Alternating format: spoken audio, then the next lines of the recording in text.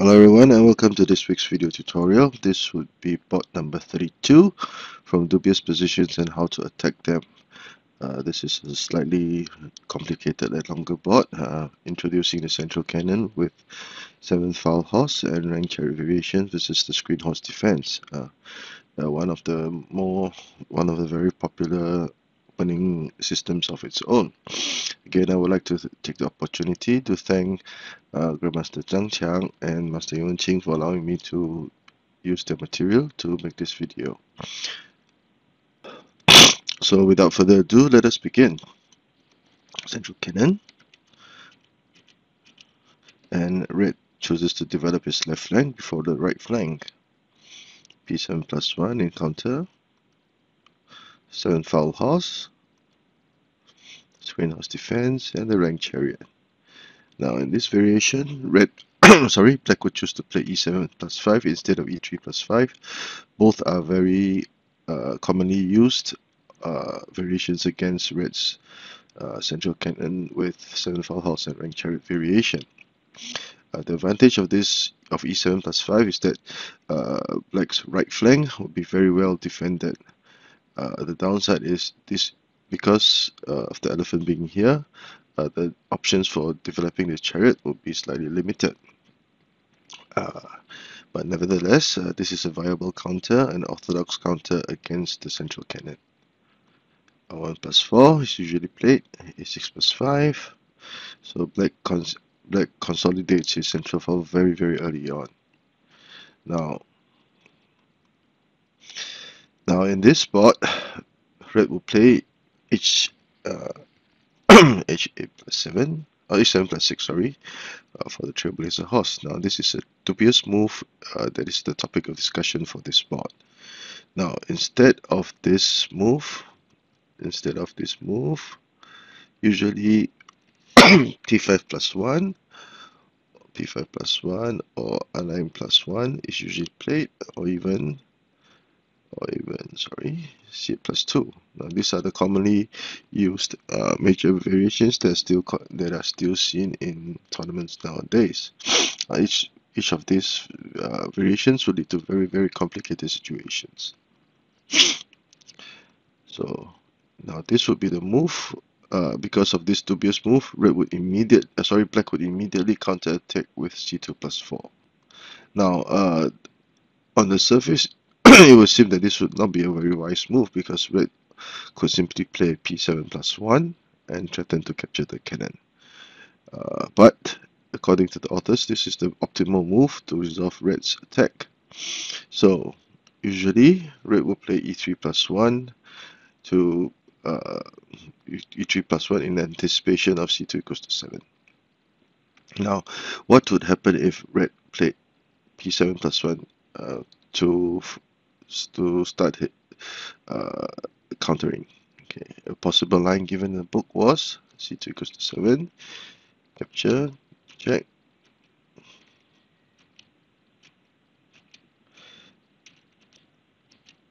And as can be seen, black would now have focused his attack on this very weak flank, and there are many opportunities for black to continue.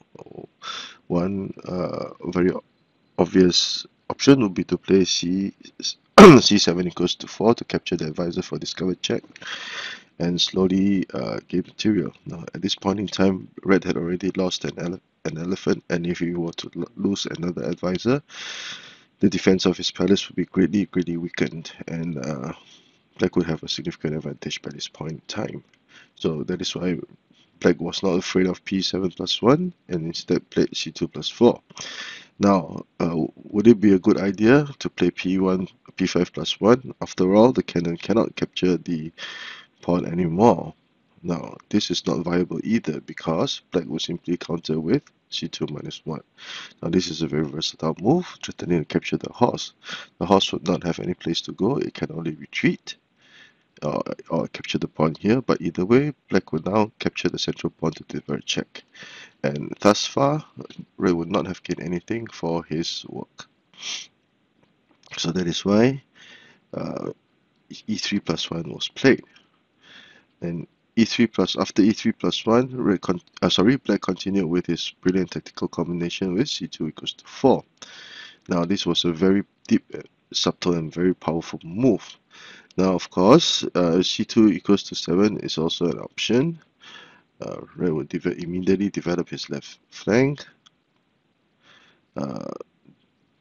In this situation, both colors would be attacking one flank, but relatively speaking, red would still have the initiative in this situation. So that is why it was advocated that black play c2 equals to 4 instead of c2 equals to 7. So in this spot, this is a continuation of c2 plus 4 by black. A very nice move. Now one of the ideas behind this move was that black was prepared to play c4 plus 1 for a to threaten the horse over here, which is one of the pieces guarding the entire flank. r9 equals to 8, r1 equals to 2, and this would be the position of discussion for this board. So there are two main variations. The first would be r4 equals to 6, and the second will be r8 plus 6. Now, before we continue, it would not be a good idea for black, sorry, for red to play r8 plus 1, hoping to link his cannons so that he could free the cannon over here, maybe to play c8 equals to 7, etc. Because black could immediately play c2 plus 5. Notice that the horse is stranded. It can only advance. And if c8 equals to 6 to play to protect the horse in this manner, of a trade of chariots, this is a very complicated line. Black will capture the chariot. He capture the elephant again, and then play c4 equals to 3. Now, red would be usually attack in this manner. Things had just become very wild on the bottom very quickly. Now, instead of h6 plus 7, if h6 plus 8 were played, black will apply a pin, and black will prepare to play p3 plus 1 to gain material. The horse cannot move, or the chariot is lost. Neither can the horse capture the cannon, otherwise black will have gained material. So if h6 plus 7, black would now play h7 plus 8 to develop his other flank, and notice that black had gained an elephant in the exchange, and red's elephant would have been lost in vain without any compensation. So c8 equals to 6 is not a good idea. Red again, the black chariot would now be targeting the horse because it had moved 4 equals to 7 to try to trade material, and black would gain material in this situation. Now this is a very powerful move. The horse cannot move, the cannon is blocking it. If the cannon moved here, the cannon will capture the red chariot again. Black will come up on top. The horse cannot move here, otherwise the elephant will be capturing it. So that is why r8 plus 1 is not a good idea. So variation A, r4 equals to 6, targeting the cannon. And finally, black will play c4 equals to 7 to capture the the pawn. Now it will appear one might think that black would have wasted some moves, moving the cannon here, and before coming over to capture the pawn. But in the process of doing so, the red chariot had left this flank, and thereby further weakening this flank. And this was one of the ideas behind this move. It was done at the perfect time, and unknowingly, red's formation had weakened considerably. Now, red will try to master some form of offense. This will appear to be a natural move to make in this situation. Now, if he tried to play c6, r6 equals to 2, red would have lost 10 pi. And black would now push the cannon across the river, threatening to deliver a check and capture the chariot with the discovered check. If a4 plus 5 to defend that from happening, as we can see that black would have pushed 1, 2, 3 major pieces across the river. Red had not done anything, and his position was still very, very weakened. So it would just be a matter of time before black will come up on top. And as can be seen, the position of this horse is very undesirable. If you advanced, there would be nowhere else to go. If you retreated, it would still be under attack. So c8 plus 6 was red's answer, attempting to gain material. This is a very important intermediate move to create space for this chariot to move. Red refused to budge too much. p7 plus 1. And since the chariot had now one intersection to develop, black would continue to start his onslaught. a6 plus 7, h7 plus 8. As can be seen, 1, 2, 3, 4, 5 pieces were attacking this flank. That was only guarded by one horse. In comparison, 1, 2 pieces attacking this flank, that was guarded by 2 major pieces. As for the central file, there's only one cannon, and they cannot do much because black had already consolidated his defense on the central file. So c7, h7 plus 8 was a good move by black, allowing him to attack without too much worry. And another thing to note, because of r4 equals to 6 previously, if the chariot were here, red could advance the chariot over here to block attack. So by this point in time, black would have already seized the initiative. Now, would c7 equals to 8 be a good idea? Let us see. Black would deliver sacrifice material.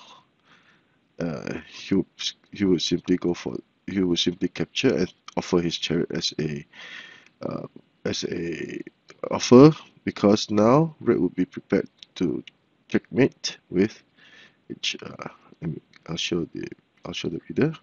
So red will be prepared to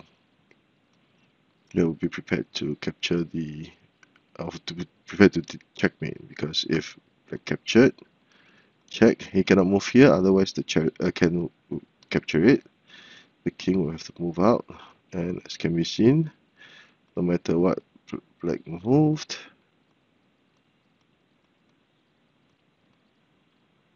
checkmate. This is the elbow horse, checkmate. So that is why red cannot let his guard down, and black cannot let his guard down, thinking that he already mastered enough advantage, because there was still a kill by red. So c7 equals to 8 is not viable. e1 plus 3. Red continues his attack mercilessly, focusing on this flank. Now this is a very nice move of infiltrating red's defense, forcing an trade of material. And after trading material, we can see that with the earlier sacrifices, the elephant had moved the riverbank. There was practically nothing over here. Check. Red moved the king. Red has to move the king. Let's say if he made this move, checkmate. c equals to 9. Black would immediately gain back lost material. This cannon would threaten to capture the horse, which cannot move, otherwise this would be an immediate checkmate. Red tries to master some form of defense. This is quite a nice move.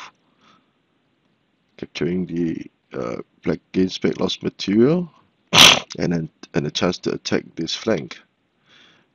Red tries to defend,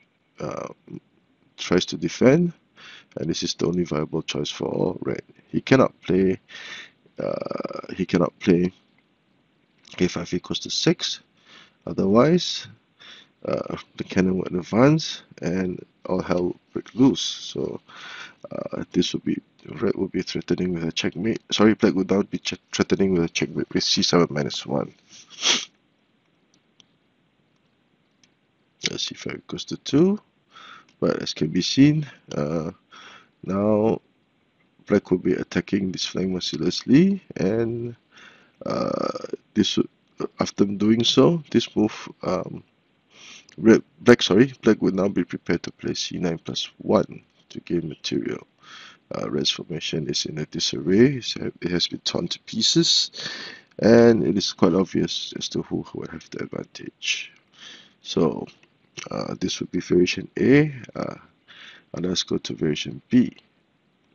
In variation B, c8 plus 6, red will play c plus 6 immediately instead of r4 equals to 6. He would not bother with the cannon, but because he did not take the place emphasis on the cannon, black will now play c4 plus 1 for a cannon pin, threatening the horse. So red decides to sacrifice material, and black was very observant and played r2 equals to 1 as a prophylactic measure in preparation for let's say if he captured the horse, red would simply play h7 plus 9 to threaten to capture the chariot and also threaten to checkmate. So that is why black made a prophylactic move of r2 equals to 1. And after forcing the chariot back, red would try to defend by retreating the cannon. Black targets the horse, r4 plus 5 to prevent and protect the horse and maintain some form of attack. Now h7 plus 6 is not a good idea because the chariot would now be out, and immediately black, once the chariot was out, he would seize and command the initiative. Because at this point, red cannot advance the cannon anymore, otherwise he would lose the horse. So h7 plus 8, and then black starts his counter with preparing to play piece 7 plus 1 to capture the chariot. 4 plus 3, capturing the pawn, threatening the horse, forcing the horse back. A very good move. The entire board, black's entire offense was carried by the cannon, and capturing trade-off material. And after capturing trade-off material, check. And we can see that in this sequence, again, 1, 2, 3 pieces are attacking this flank. The red chariot is poorly positioned, and this is not too well off either. And it will be very hard for red to try to defend against black's onslaught over here. So this is a very nice board, a little bit long, but I hope you've enjoyed it. So let us review the board in the eyes of black.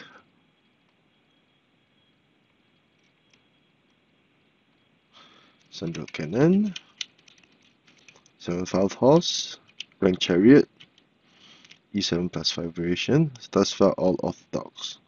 r1 equals to 4, consolidating the defense, h7 plus 6, dubious move. Brilliant move, brilliant counter. Is prophylactic move. If p7 plus 1, black will be able to attack powerfully.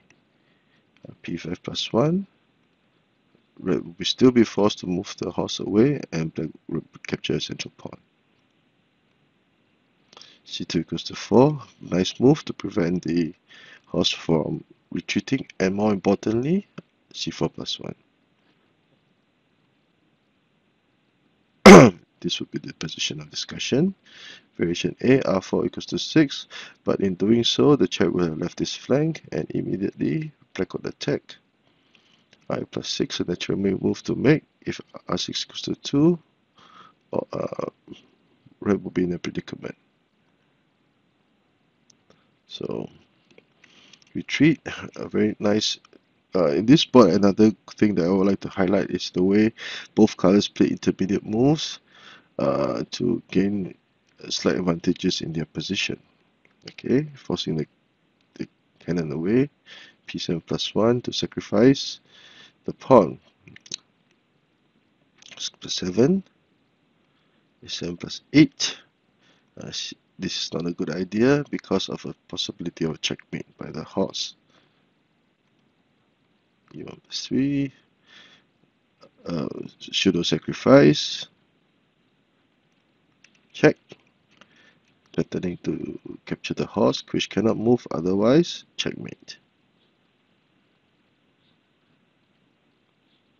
And as can be seen, black would now be attacking mercilessly. One very powerful option would be to play c9 plus 1, whereby the